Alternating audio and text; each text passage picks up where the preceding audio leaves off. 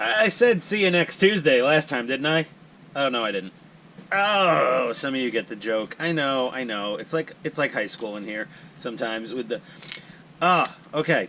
So, we're going off on a little bit of a tangent. We were in the middle of weathering, but I said, you know what? I've got to do something about this.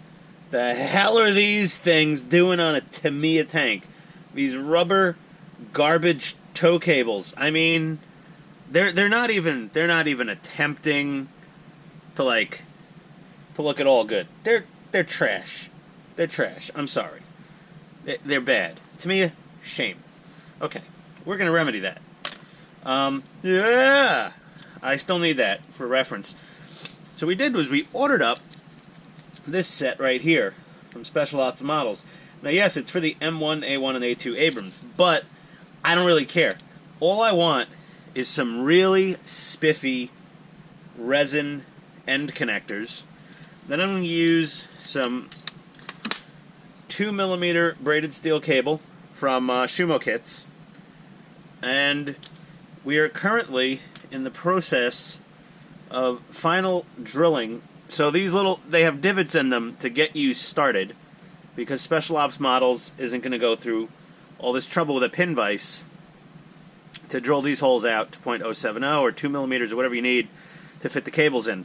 And they do give you, I mean, for the M1A2, I mean, I should have done this. They give you some pre-cut, sized properly, you know, go on the side of the Abrams metal cable, and they give you all the little hooks and loops and pins and everything to fully replace the stock Tamiya plastic molded cable stuff with this metal stuff. And these look nicer, and they are nicer. However, in the case of the Abrams from Tamiya, the plastic molded cables, you know, they're plenty good from even a few inches away, let alone, you know, up close.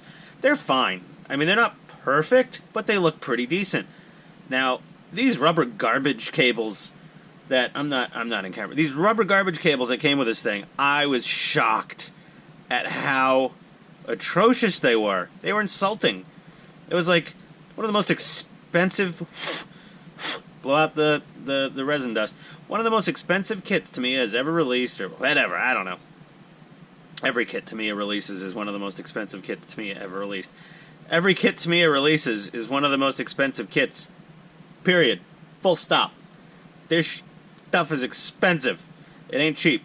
And if it is cheap, you gotta spend a lot of money to finish it. There's no radio, there's no ESC, there's no motor, there's no, you know, servos, there's no whatever, you know. Either way, but that's the joy. That's most of the fun of RC modeling for me is building the damn thing. There is some satisfaction at the end when I get to drive my model tank. Unlike the guys that do the beautiful, beautiful work every modeler does, but, you know, you do a 35th scale, or even you do like a normal trumpeter 16th scale or whatever it is, they're amazing. Modelers are special people. They do mostly fantastic things. But the little special extra, that little extra, when it's an RC model, is you get to drive the damn thing around. And that's where it gets extra cool. And I've been drilling these out progressively with slightly larger drill bits. So they just fit in enough. They only need to go in just the tip. That's what she said. Just a tip. Barely half an inch. Okay? What we're gonna do is we're gonna use these as a guide to figure out how long we need to cut our steel cables. Okay? And at that point, we'll cut this steel cable, and we're gonna use the preferred approach. Now, this is from automotive and hot rodding and whatnot, is to cut braided steel hose. So basically, to cut braided steel, the cleanest way to do it is with a high-speed cutoff wheel. In this case, a Dremel. For hot rods, you'd be using an angle grinder with a high-speed, you know, cutoff wheel to abrade through. You're not cutting through the steel, you're abrading through the steel. It keeps you from getting a lot of little splinters and distorting the shape of the cable and all that other stuff. So we're gonna do that, and I tested these little guys. They do hook on to where they need to hook on to on this guy, and we're gonna have some flexibility with the steel, just like we would with the rubber. And the steel will hold its shape when we bend it. It'll stay where we put it, and we're able to move it around thusly. And it's just gonna look so much better. That's gonna look the business, as they say. So I'm gonna go trimming and cutting cables and getting them in here, and yeah, that's gonna be nice. I'll be back with a finished tow cable. All right, guys, BRB. All right, didn't glue my fingers together. Viewer poll: which one do you guys like better? The Special Ops resin ends with the scuhmo-kits 2mm cable, or do you like the stock rubber garbage? Yeah, this is that was one of the dumbest questions I ever asked. Besides, can I get this in a 2XL at the wrong type of store? Either way, those are good. I gotta let these dry a little bit, but I have both of them done, and they're gonna look mighty fine. And just to prove they still fit, these hook right over. Let's get it. Yep, they do. See? Hook right on to the stock location. So I'm going to hit those a little black paint, a little primer. I'm going to prime this whole thing. Prime these cables, and then we'll paint them. I don't even know if I need to do a shadow coat. I'm just going to prime them, and then hit them with the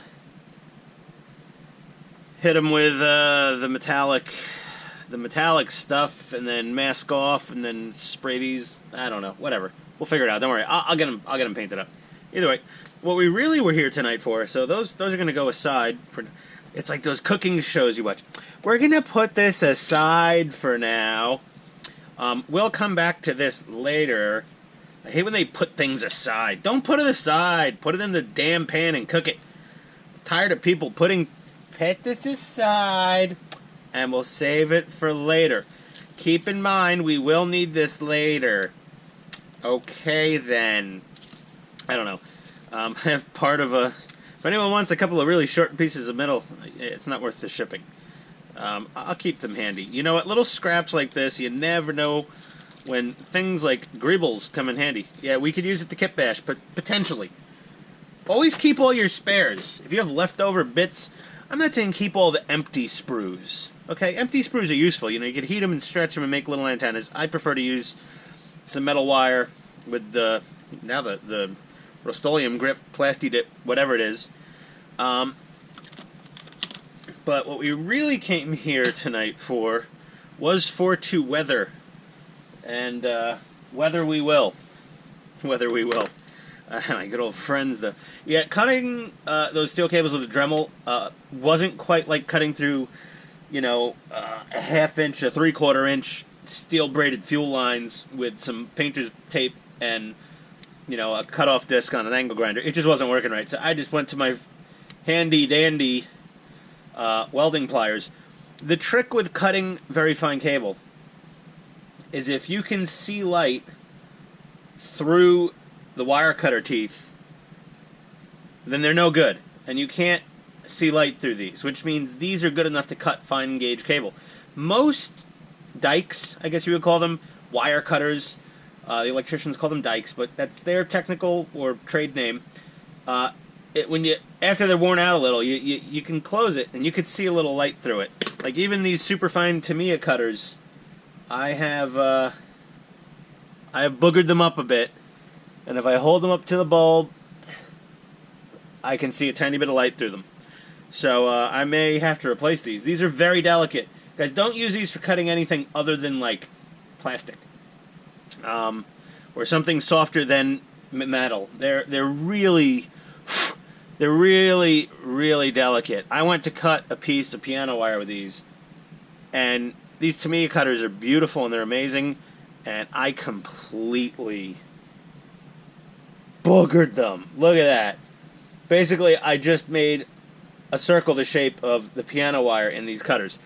The piano wire is clearly a lot harder than the metal these are made of. These take a fine edge. Things that take a fine edge quite often aren't the hardest metal. Just for the fact that you can grind them down easily and quickly into a fine edge. So I may be having to order. Oh God, these weren't cheap either. These were like, I think these were like $20-something. They were pretty expensive, but I managed to destroy them, like I do most of my tools. So I generally don't buy expensive tools. I try to keep it on the lower budget type stuff. Like these are Harbor Freight, and surprisingly, they look like crap. But they still got the job done. They'd cut MIG wire all friggin' day. You just pound away on things with them, and they never broke, and they never gave me an ounce of hurt. And oddly enough, just to address something in the house, just in case GoPro is hearing, if there's like automatic tagging happening somehow. No, the GoPro app itself, I don't think sucks. I think it was just my old phone, my old Pixel XL. It's a very old phone, and it was having trouble. I recently upgraded to a Samsung Galaxy S10 Plus. God, I should have done an unboxing video.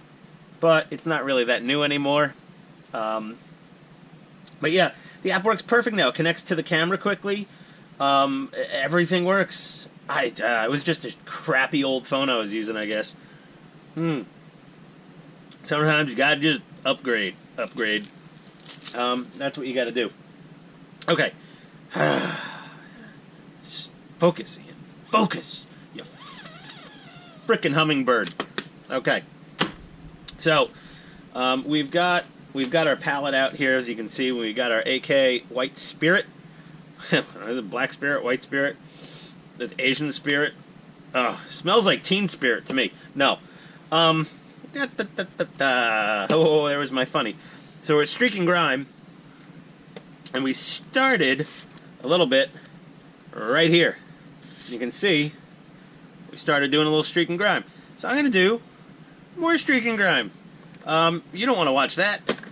You can go watch Andy. He's way better at showing people how to do the streak and grime. I'm just going to do most of it, and I may just video a tiny little itty-bitty part of me actually doing it. Yeah, because no one really cares. They just want to see the finished product. Honestly, if I just had a video and said, hey, look, here's my finished tank. That would be it. People would be like, "Oh, thanks. That's cool. Good, perfect. Good. Bye." No, we're gonna do this. All right, BRB, guys. All right, guys. So this is taking a long time. Streak and grime can just be streak and grime, but from what I've experienced so far, it looks. I love it. I love how it looks. I've sent some pictures that look even better than this video to some of my trusted tank compatriots out there on Facebook Messenger, and one of my modeling buddies back in the Bronx, big Warhammer guy. Anybody who can tie their own fly fishing lures with like a jeweler's loop and tweezers is good at model building, and he does some amazing Warhammer figures. Little teeny guys. I mean, the detail he gets, he scares me already a little. But that's his shtick, He's an intimidating dude. He's like a quadruple ninja black belt, break, trees down with his forearms kind of guy. But when it comes to the model, he's so delicate and so precise. Usually streak and grime is like that. You want to hit this here or there and make a streaks. I'm almost actually, what I'm doing is I'm thinning it out, and as my thinner gets dirty, I'm using it as kind of a filter wash on the tank. You can see the parts that are done now. And you can see some of the detail here. I stopped right up here on the side hull. I did all the wheels. I did this part of the upper turret. I did the entire barrel. I'm gonna, this thing ain't easy to pick up, but we're gonna slowly. I'm really, really loving this so far. I got a lot more work to do. It's meticulous, painstaking, time-consuming work.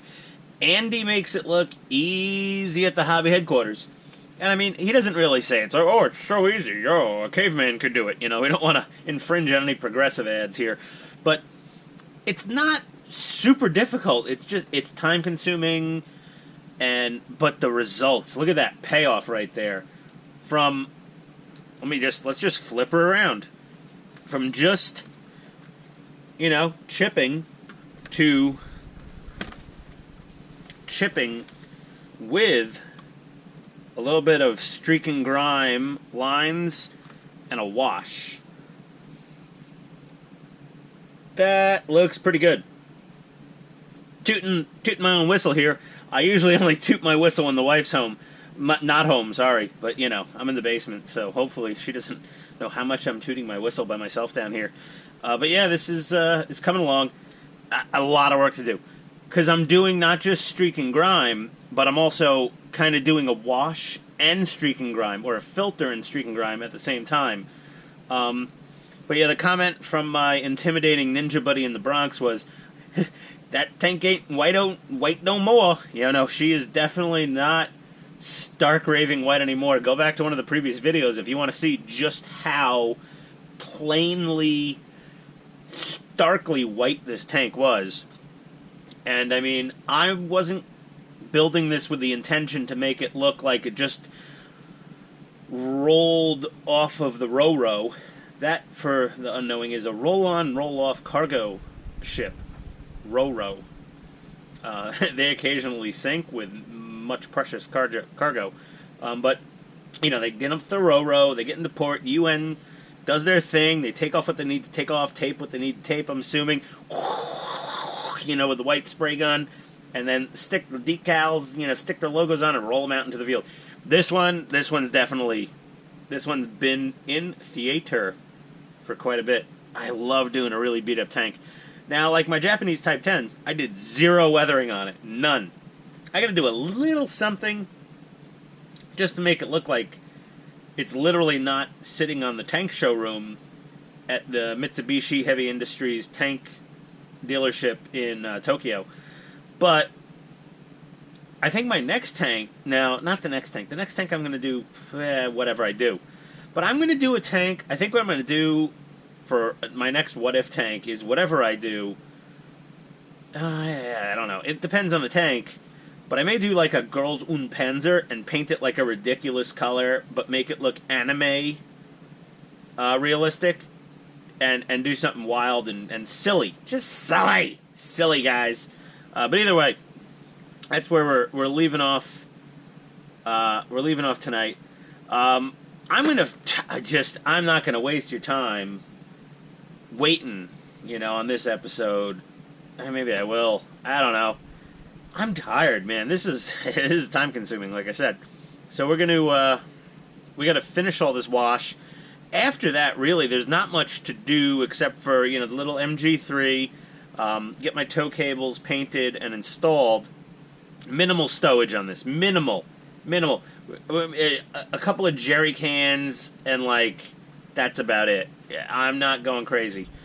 The UN forces really never looked like they were packing for, you know, an expedition in the tundra when they were rolling these things around Africa and the Mogadishu or Serbia or wherever they were doing their thing.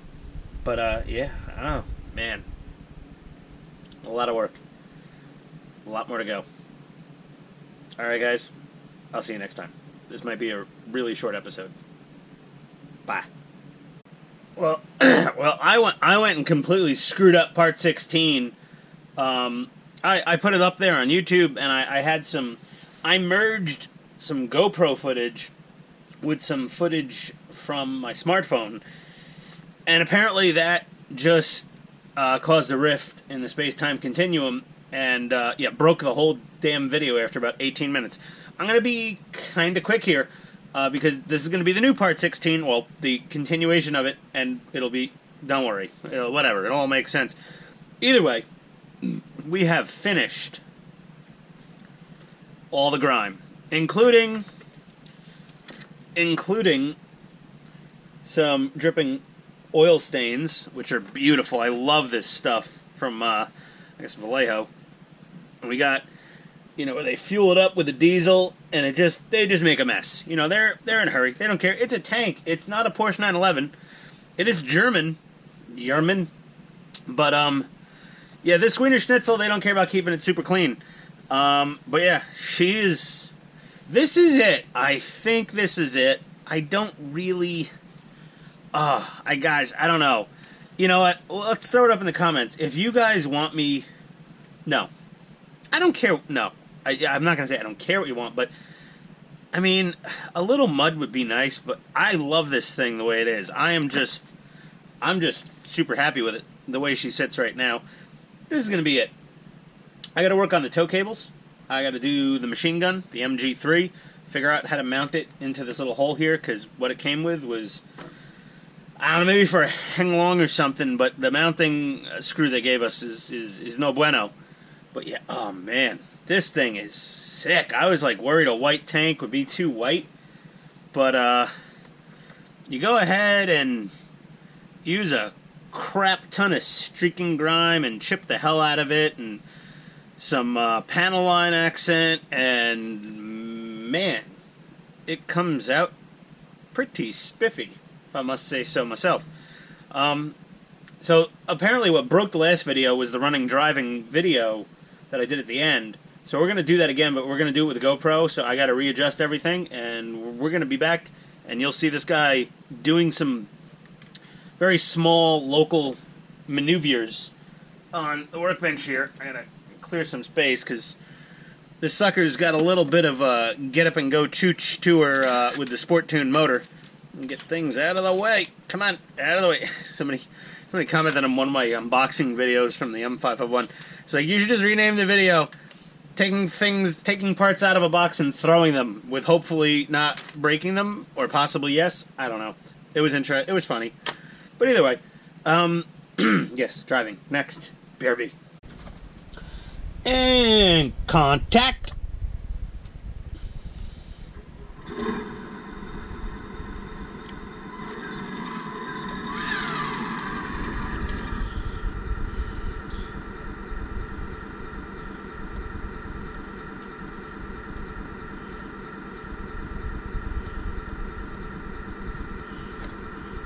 I got some lights.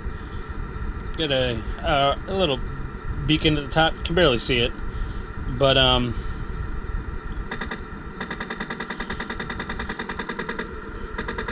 barely shows up.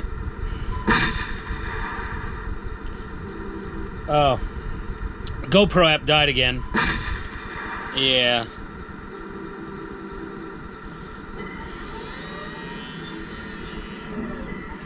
Uh-oh, I found a naked spot right there. You know what we do with that? We still have some thinned out streaking grime, and there we go. That's what we do. that was a bit of a cop out right there.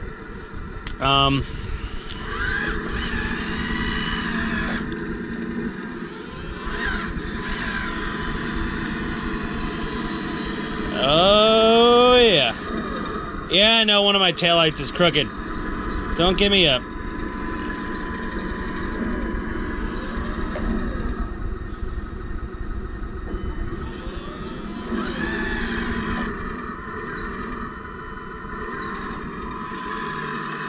Oh, yeah.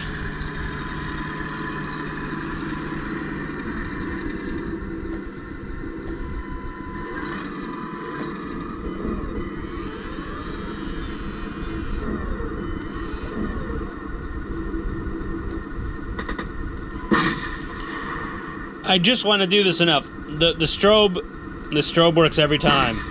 It's just the frame rate of the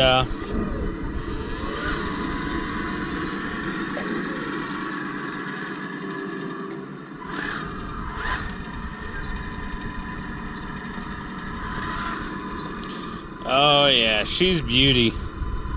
She's a beauty, Clark. Oh yeah, real nice, Clark.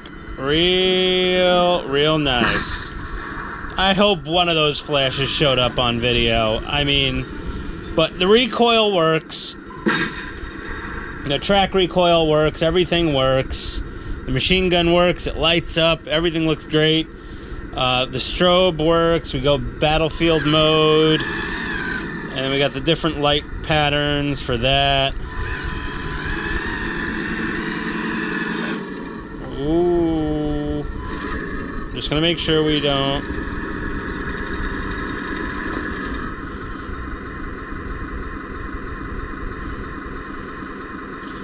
There's the convoy light and tail lights. That sucker's pretty bright, I gotta tell you. There we go, green mode. Okay, Jaga. Oh my god, you gotta go, like, seriously, I mean, this thing is, she's a twitchy little beast. No, don't take my paper towels. Yeah, but she's pretty cool. And good night. Oh god, oh boy. There we go. All right, guys. Well, other than the machine gun and the tow cables, which are the primers drying on them right now, Alfedasen, she's done for them. Yeah, that's it. I mean, we can probably turn the main power off. There we go. I'm going to have to hit her with flat clear to lock all of this delicious nastiness in. You should really see the preview on my new smartphone, on my Galaxy S10 Plus. Ooh, name drop, flexing over here.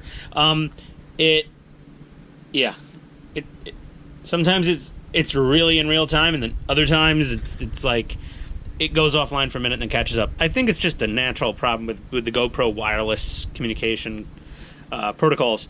Either way, this is the real end of the new Part 16, which will include all of the actual work done in the previous Part 16, minus the phone action scene, because I'll just use this action scene we just did. But yeah, there we go. I guess the last part is going to be Part 17, finishing off the machine gun and the aftermarket. Oh god, I got hiccups. Oh my god, I ate green beans for dinner. Oh boy. Finishing off the aftermarket tow cables and MG3. The tow cables are from Special Ops models with some extra long pieces of cable, because the ones that this was meant for an M1A2. And the MG3 is from the kingkong-rc. Also really good guys. You can get them, you hit them up on Facebook, or their website, kingkong-rc.com. Primarily, the primary savior here was Ito Armor, getting me a Hentech idler system to make this thing workable with the unfortunately out of spec Hong Kong RC lower chassis tub. To any naysayers in the comments that said, I'm just not going to build this looks too complicated. No, just use the stock, just do the stock kit, man. It'll work fine. Everything will fit together perfectly, and it'll work perfectly fine. I was just being a douchebag by having to throw nearly every upgraded part I could find at this thing, just for the hell of it, just to entertain you guys, just to see how it all worked, just to try it. I've been building the Tamiya tanks bone stock, other than ball bearings, basically bone stock for years. I have a ton of tanks. I mean, how many? 1, 2, 3, 4, 5, 6. This is 6. This is like my 6th one. Well, 5th one I've built of Tamiya tanks. I could have bought a real car with all the money I spent on all these tanks. But either way, I probably could have bought a nice used Army surplus Humvee. Well, at least a crappy one, and I had to fix it up. But yeah, they're beautifully engineered kits. So if you stay bone stock, you don't even need to do bearings. I just do bearings because the RC world, you always do bearings. You always throw out the bushings. You don't want bushings. Other than that, I mean, they build up perfectly fine. Never had a problem with one of them. I mean, other than the difficulty of building it, just the general, modeling. It takes a steady hand and some patience and time. But, she looks good. Oh, yeah. That is some nice dry turkey skin. That's kind of what we got. We got a roasted turkey complexion. That's what we did to our white. I'm going to trademark this finish. The Ian Schwartz roasted turkey United Nations white. Yep, there you go. Happy Thanksgiving, fellas. It ain't even Halloween yet. We'll see you next time. Peace out, homeboys.